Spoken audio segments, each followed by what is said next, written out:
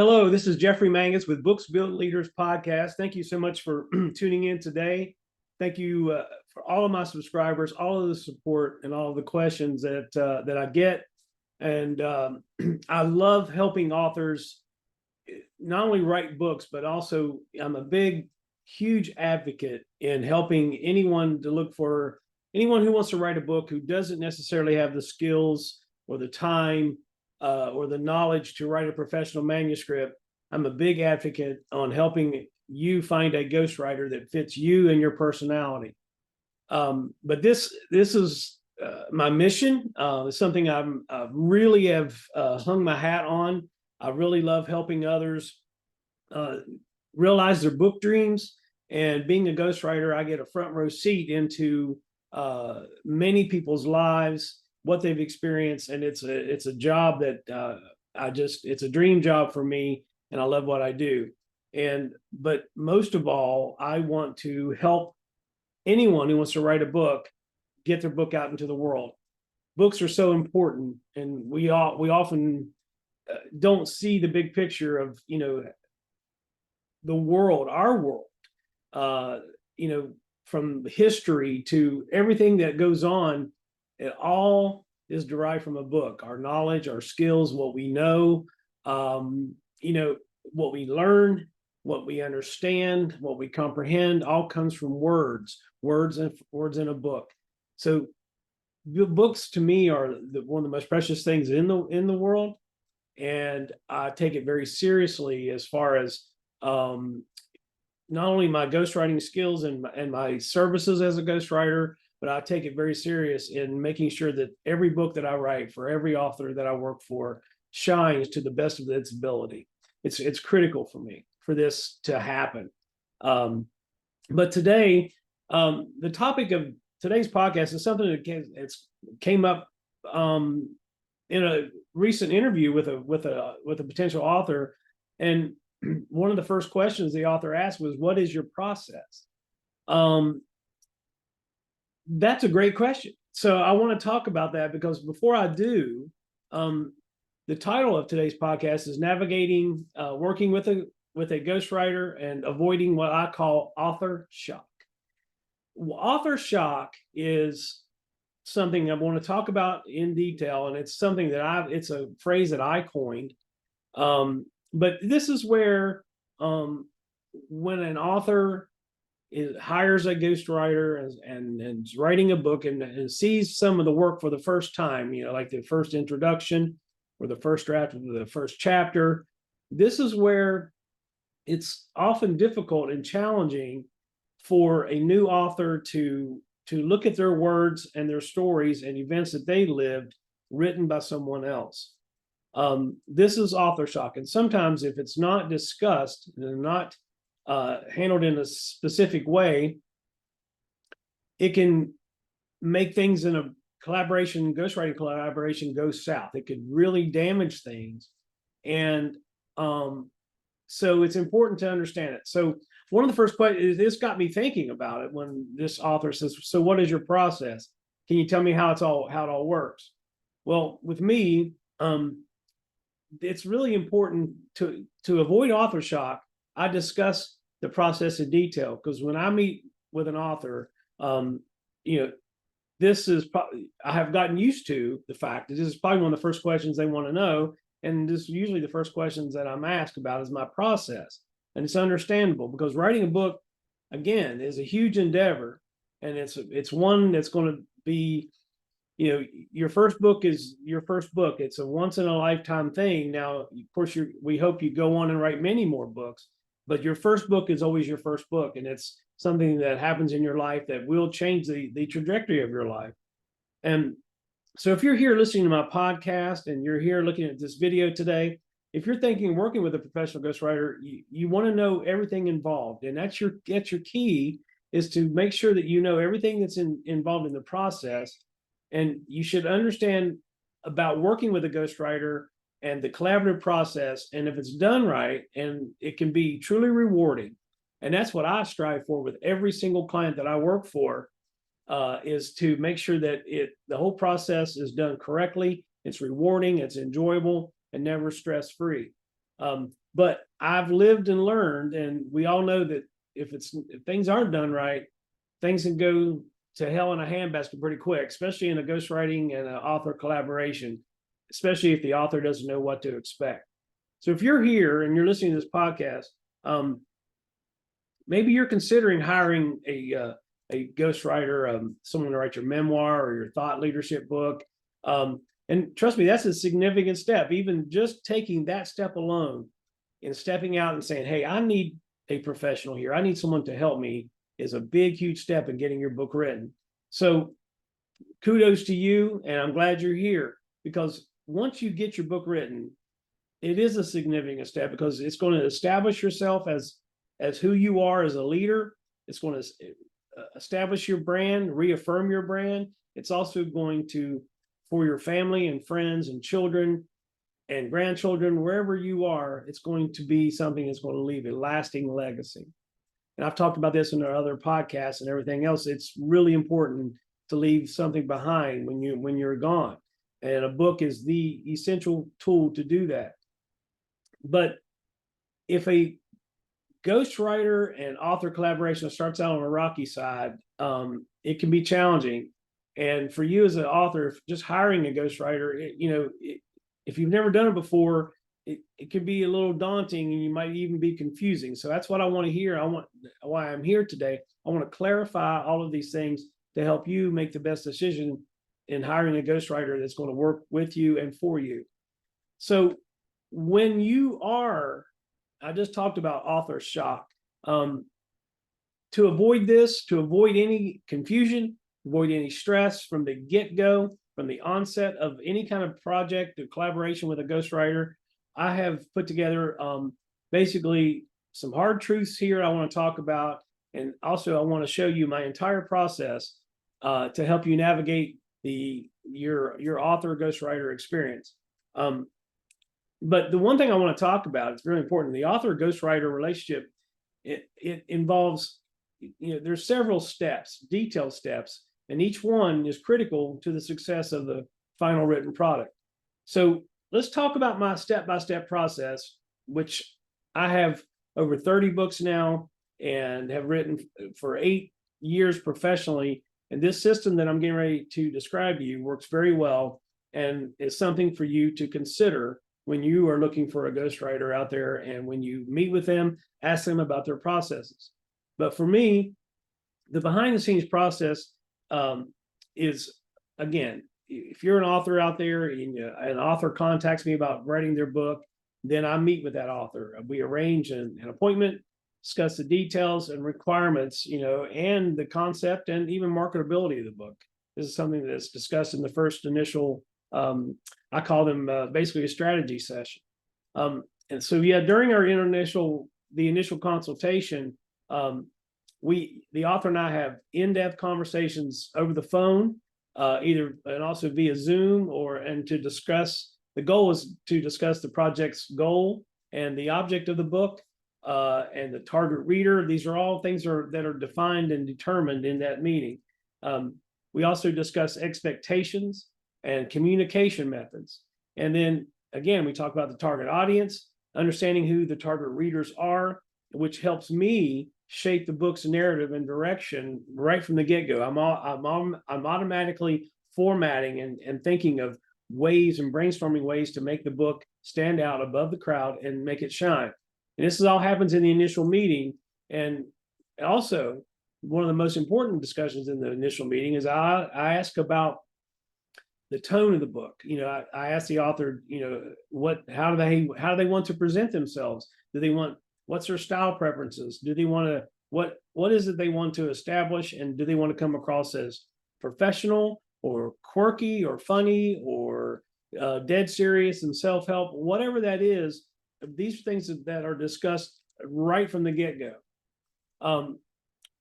Following in the process, once we agree upon the book, what the concept is, the marketability of the book, the feasibility of the size of the book, how many words is going to be described in the book, then we will basically negotiate terms, because I base my projects based on flat fees and word count. So basically, everything that I do is all included in my fee. There's no other fees outside of that.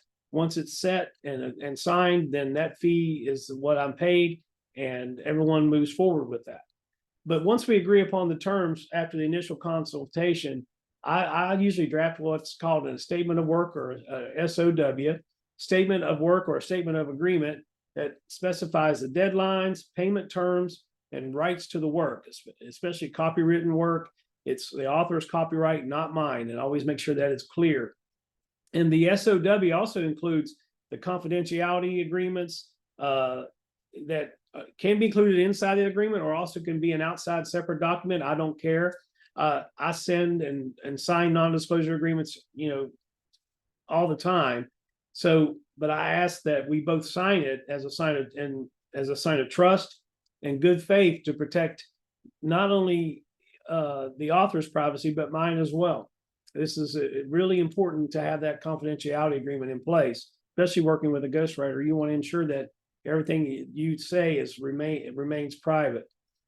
But this is where I send over the author a statement of work, and they agree and they sign the contract. And after they sign the contract, then I send over an invoice, usually for the first down payment, which varies between 30% and 50%, depending on the project, as a down payment. And then after that, once the author pays the down payment, then we schedule our first interview to draft for the outline and concept and a working table of contents. This is critical. You can't build a house without a foundation. And this is why, after the down payment is made and we get started, the first 4 strategy sessions are usually dedicated to determining an outline and a working table of contents. I always call a table of contents the pencil table of contents, because they always tend to change, and they always do throughout the book. They end up being tweaked and modified, but that's okay. It's a working document. But you got to start somewhere. So we establish a foundational working table of contents, working outline, and then this is where we begin, where we schedule our first meeting, the second meeting for the whatever's decided to write being written, whether it's the introduction or the first chapter or prologue, preface, whatever that is. Then we schedule to meet for that specific section of the book. And then I record those sessions, and then I begin studying the author and their tone, their style, their mannerisms, their personality, all in the name to capture their voice on the page. This is where I talked about artificial intelligence and all of that out there, but no computer can get the tone, style, mannerisms, inflections, and personality of a human being like another human being. A human being is the only person who can do it. That's why I don't fear artificial intelligence ever stealing my job as a ghostwriter. Artificial intelligence is input in a computer that has already been written. These are usually works that have already been published by other authors or other whoever that is. It's written by someone else. So when it spits out with artificial intelligence, it's already been published, it's already been written. And as a ghostwriter, I take pride in making sure that I study my authors, their mannerisms, their personalities, their style, their emotions. What are they talking about that drove that specific emotion? I want to portray that on the page. So I studied the author very, very intently through these recordings, through the audio and the visual. And it's an ongoing process for me as a ghostwriter. For every single chapter, every single word of the book, 110% dive in and give it my all in capturing the author's voice.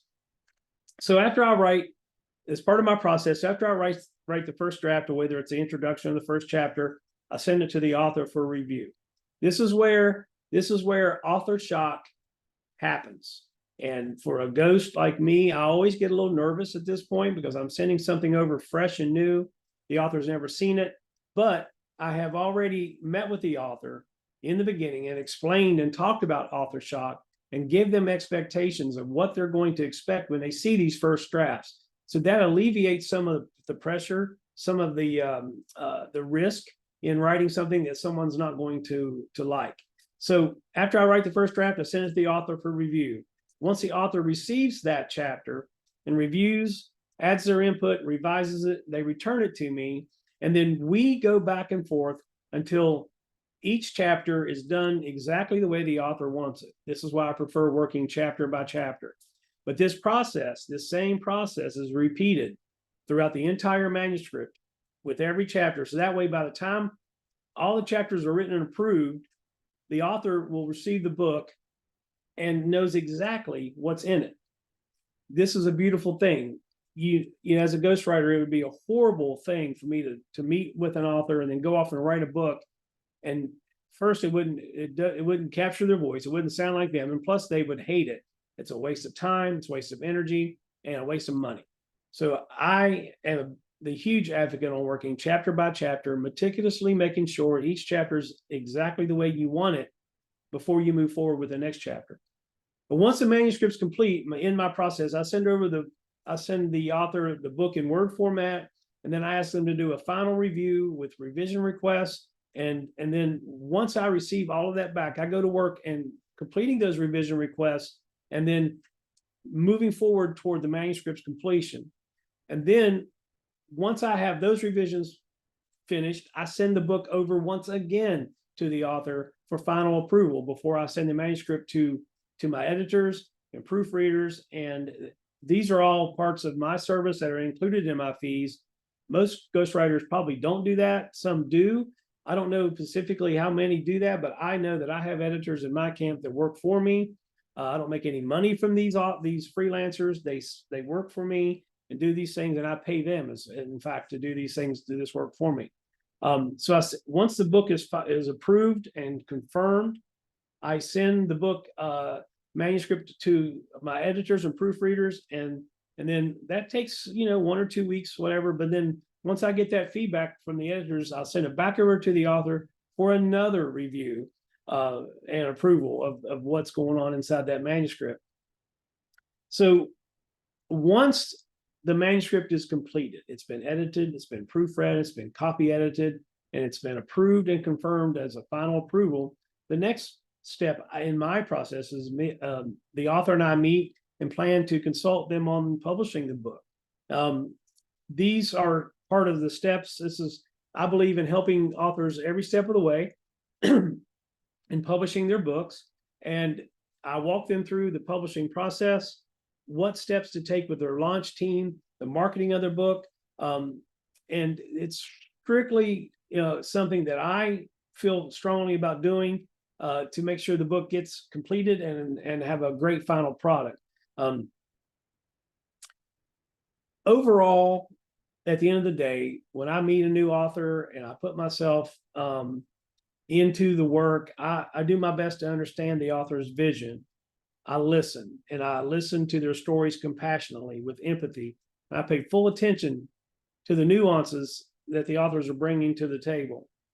And at the same time, in those initial meetings, when authors meet me, as part of the process, the authors evaluating me, and I'm also evaluating them to guarantee that our personalities match. Because again, as you see through the process, it's going to take at least 6 months to do it right and do it correctly.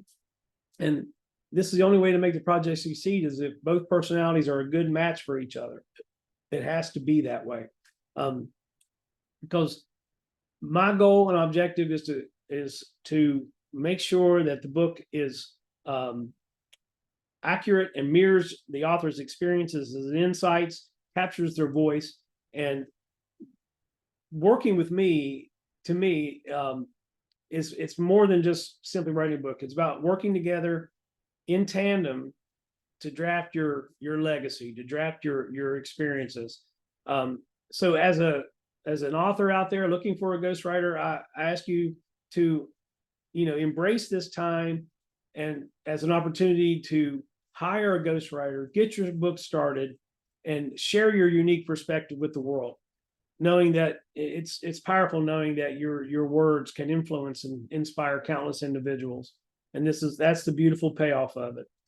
And working with a business memoir ghostwriter, business book such as myself, the one thing to keep in mind is it is a collaborative experience that requires trust, communication, and mutual respect.